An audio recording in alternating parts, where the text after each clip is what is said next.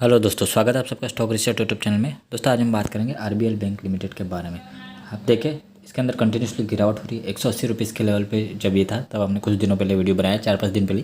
और अभी देखें तो एक महीने में ये शेयर 34% जितना गिर चुका है। ओके, 34% ये शेयर गिर चुका है। ओके, आगे और कहाँ तक गिर सकता है उसके बारे में आज हम बात करेंगे। ओके, काफ़ी सारे इन्वेस्टर इसके अंदर घबराए हुए आगे क्या करना है, आरबीएल बैंक में आखिर चल क्या रहा है, आरबीआई ने आगे क्या स्टैंड लिया उसके बारे में भी आज हम बात करेंगे। तो अगर इसके अंदर आपने इन्वेस्ट करके रखा है तो वीडियो को लास्ट तक जरूर देखना। जो भी नए लोग हैं प्लीज़ चैनल को सब्सक्राइब कर दीजिए, और भी किसी शेयर के बारे में जानना चाहते हैं प्लीज़ चैनल के नीचे कमेंट कीजिए। और आपने अभी तक अगर टेलीग्राम चैनल ज्वाइन नहीं किया तो डिस्क्रिप्शन में लिंक है, जल्दी से जाकर टेलीग्राम में ज्वाइन हो जाइए। क्योंकि अगर आपको बहुत ज़्यादा लॉस हो रहा है और आपको नहीं पता है कि ट्रेड कैसे लेते, तो वहाँ पर आपको पूरा डिटेल में समझाया जाएगा। और साथ ही कुछ फ्री ट्रेड्स जो मैं देता हूँ उससे आप काफ़ी कुछ सीख सकते हो, और साथ ही ट्रेड लेके आप अच्छा खासा प्रॉफिट भी कमा सकते हो। तो डिस्क्रिप्शन में लिंक है, टेलीग्राम ज्वाइन करने का एकदम फ्री ऑफ चार्ज है। जल्दी से जाके टेलीग्राम ज्वाइन कर लीजिए। ओके, अगर कुछ सीखना चाहते हो, शेयर मार्केट में अपना करियर बनाना चाहते हो तो प्लीज़ टेलीग्राम चैनल ज्वाइन कर लो। ओके, तो आरबीएल बैंक का पहले हम चार्ट देख लेते हैं कि आखिर कहाँ तक गिर सकता है। दोस्तों ये रहा आरबीएल बैंक का वीकली चार्ट। ओके, कंटिन्यूसली इस वीक में काफ़ी ज़्यादा गिर चुका है ये शेयर, आप देख सकते हो।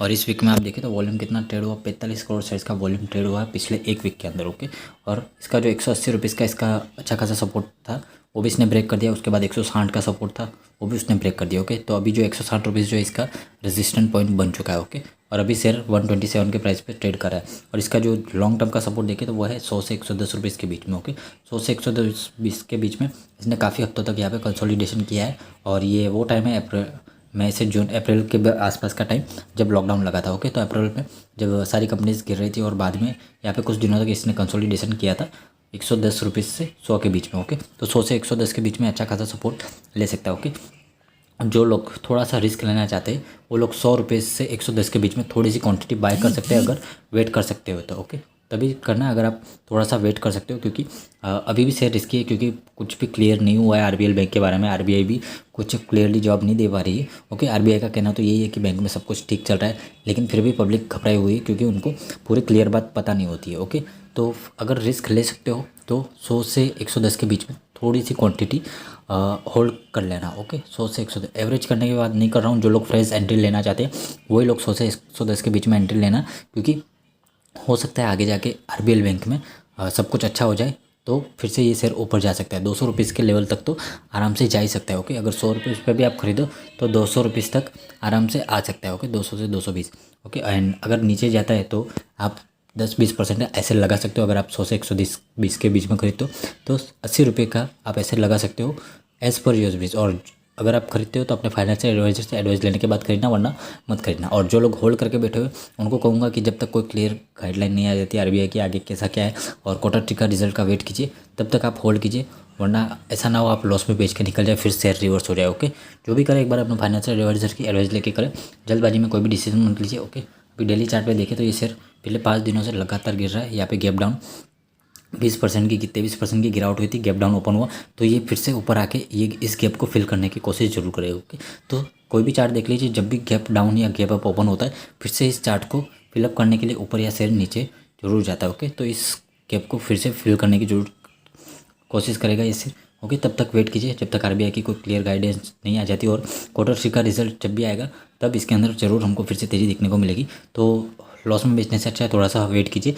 आगे कैसे क्या होता है वो हम टेलीग्राम चैनल में पोस्ट करते रहेंगे रेगुलरली।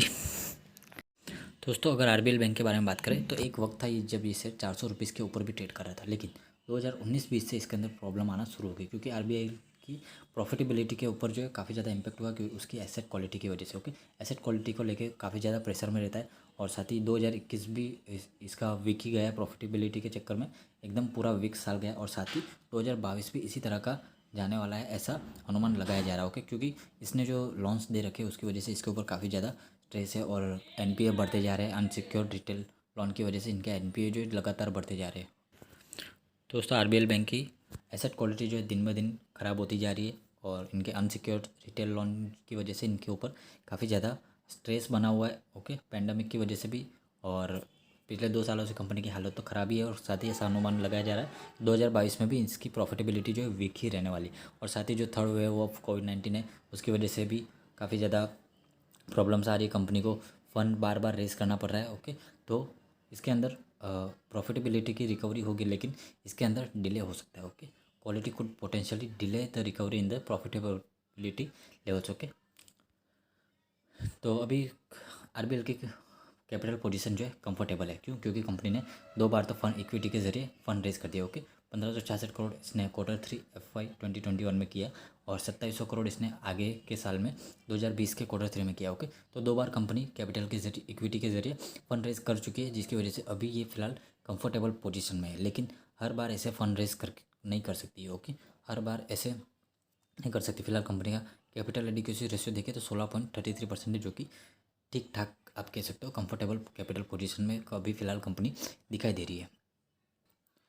दोस्तों मंडे को देखें तो मंडे को आरबीआई ने अचानक जो है राजीव आहूजा को इंटरिम मैनेजिंग डायरेक्टर और सीईओ बना दिया। ओके, अचानक, जबकि आरबीएल बैंक के long term MD and CEO जो है विश्ववीर आहूजा है, उन्होंने अचानक मेडिकल लीव का बोल के छुट्टी ले ली। ओके, और अचानक ऐसा छुट्टी लेना बहुत कुछ शक की निगाह से इन्वेस्टर देखते कि अचानक रातों रात बैंक में ऐसा क्या हो गया कि अचानक राजीव आहूजा को एमडी और सीईओ बना दिए गए, और वो भी इतने ऊपर के लेवल पे। एमडी और सीईओ किसी को भी ऐसे नहीं बनाया जाता है। ओके, ऐसे अचानक कोई भी फैसला नहीं लिया जाता, उसके लिए 3 महीने 6 महीने पहले से आगे से प्लानिंग करनी पड़ती है। लेकिन ये रातों रात अचानक किसी को भी सीईओ बनाया जाता है। और पास्ट में भी देखें तो अचानक जब भी ऐसा कुछ हुआ है तब कोई भी कंपनी जो क्राइसिस का सामना कर रही होती तभी ऐसे डिसीजन लिए जाते फास्ट। ओके, अभी लॉन्ग टर्म का आरबीआई ने खुद कहा है बैंक का लॉन्ग टर्म एमडी और सीईओ कौन है? विश्ववीर आहूजा, जो कि अचानक निकल गए हैं मेडिकल लीव के ऊपर। ओके, ऐसे अचानक कोई मेडिकल लीव के ऊपर नहीं जा सकता, जिसकी वजह से बैंक का शेयर प्राइस 23%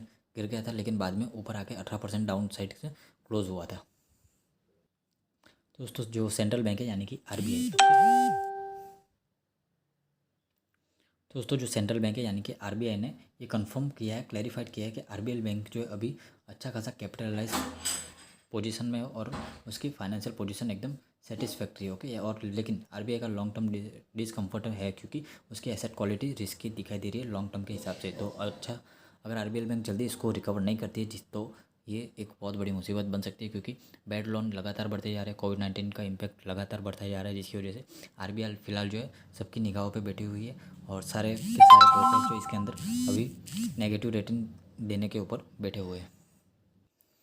दोस्तों अभी बात यह निकल के आती है कि आरबीएल बैंक ट्रबल में है कि नहीं। ओके, तो देखिए आरबीआई ने तो क्लियर कह दिया है सैटरडे को कि सब कुछ ठीक है, लेकिन इन्वेस्टर्स जो है अभी भी घबराए हुए हैं, क्योंकि उनको नहीं पता बैंक के अंदर क्या चल रहा है। आरबीआई जो कह देती है न्यूज़ में मीडिया के द्वारा जो पब्लिश किया जाता है उसी को इन्वेस्टर सच मान लेते हैं, लेकिन एक्चुअल में अंदर क्या हो रहा है बैंक के अंदर वो हमको क्या बताओ कि आरबीआई तो सबको शांत करने के लिए बोल देगी कि सब कुछ ठीक है, बैंक की फाइनेंशियल कंडीशन अच्छी है, सब कुछ ठीक चल रहा है।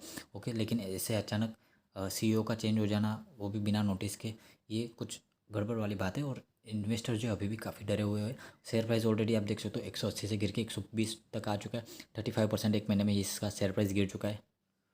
दोस्तों पिछले 5 क्वार्टर में देखें तो कंपनी का नेट सेल्स 2000 करोड़ के आसपास ही रहा है। ओके, उससे ऊपर गया नहीं, 2100 करोड़ तक टच नहीं किया। ओके, पिछले 5 क्वार्टर का नेट सेल्स आप देख सकते हो। लेकिन ग्रॉस एनपीए देखें तो लगातार यहाँ पे बढ़ता जा रहा है, 5.40% हो चुका है। नेट एनपीए पिछले 5 क्वार्टर में डबल हो चुका है। ओके, और नेट प्रॉफिट देखें तो 150 करोड़ हुआ करता था कभी, जो कि अभी 30 करोड़ के आसपास पहुँच चुका है। ओके, 5 गुना जितना कम हो गया, 150 करोड़ से 30 करोड़ हो चुका है। ओके, तो आप सोच सकते हो एसेट क्वालिटी कितनी ज़्यादा ख़राब हो रही है। ओके, प्रोविजनिंग देखें तो पिछले क्वार्टर में 1 साल पहले 500 करोड़ थी और अब 650 करोड़ हो गई। जून में तो 1400 करोड़ तक की प्रोविजनिंग कंपनी ने कर दी थी, जिसके ऊपर काफ़ी सारे सवाल भी उठाए जा रहे हैं। दोस्तों फिलहाल मैं ये कहना चाहूँगा कि इसके अंदर होल्ड कीजिए, और जैसा मैंने चार्ट पे समझाया वैसा आप 100 रुपये फ्रेश एंट्री वाले 100 रुपये पे एंट्री ले सकते हैं। 100 से 110 के बीच में एसी का 80 रुपये का एसएल रखें, और बाकी आरबीआई की गाइडलाइन आने तक और Q3 का रिजल्ट आने तक बाकी सारे लोग होल्ड कीजिए। तो ही ऐसा ना हो कि आप लॉस में बेच के निकल जाए, फिर शेयर धड़ाक से फिर से 200 रुपये के लेवल को टच कर जाए। तो वेट करना ही अभी सही रहेगा। ओके, वीडियो पसंद आया लाइक कर दीजिए, चैनल पे पहली बार है प्लीज़ सब्सक्राइब कर दीजिए।